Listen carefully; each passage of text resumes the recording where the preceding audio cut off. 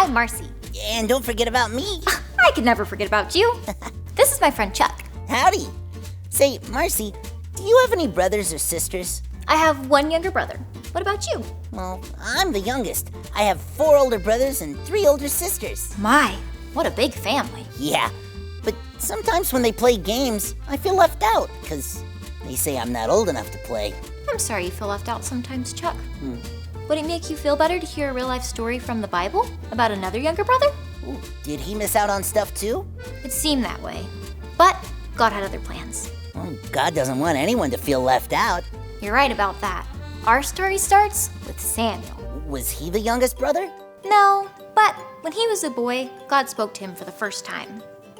From that day on, God was with him, speaking to him and helping him become a good leader to God's people, the Israelites. How was he a good leader? He would tell the people what God said, and he led them back to God. And God protected them from their enemies. So Samuel was kind of like a king. Not exactly. The Israelites had judges who were their leaders, but they saw that other nations had kings, and they wanted one too. God chose Saul to be their first king. He was a great leader for many years. But after a while, he turned away from God. Oh no, then what happened? It was time for God to choose a new king, one who followed God. He told Samuel to go find the new king. God told Samuel, go to Jesse in Bethlehem. I have chosen one of his sons to be king.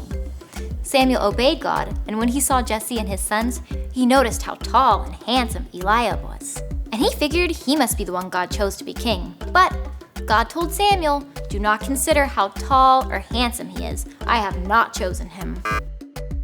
Really? What a twist. God told Samuel, the Lord does not look at the things people look at. People look at the outside of a person, but the Lord looks at what's in the heart. Wow. Samuel met with 7 of Jesse's sons, waiting for God to show him who the new king would be.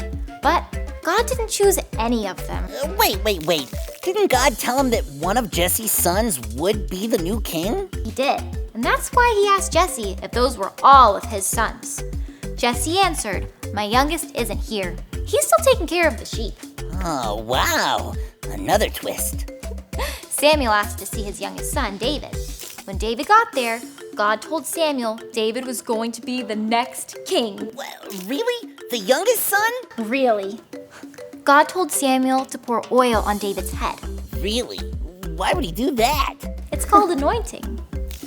When the oil was poured on David, it showed that God chose him for a special job. God is with David from that day on. And David became a king who served God with his whole heart and led the Israelites well. God didn't care about who was the oldest or the strongest. God knew that David trusted and followed him. God wanted David to be king because God looks at the heart.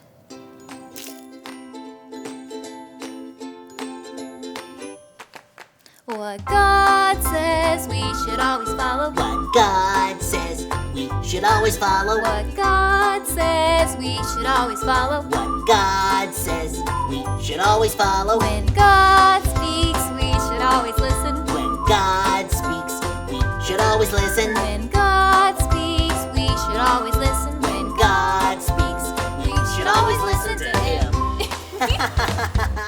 Oh, what a great story, Marcy.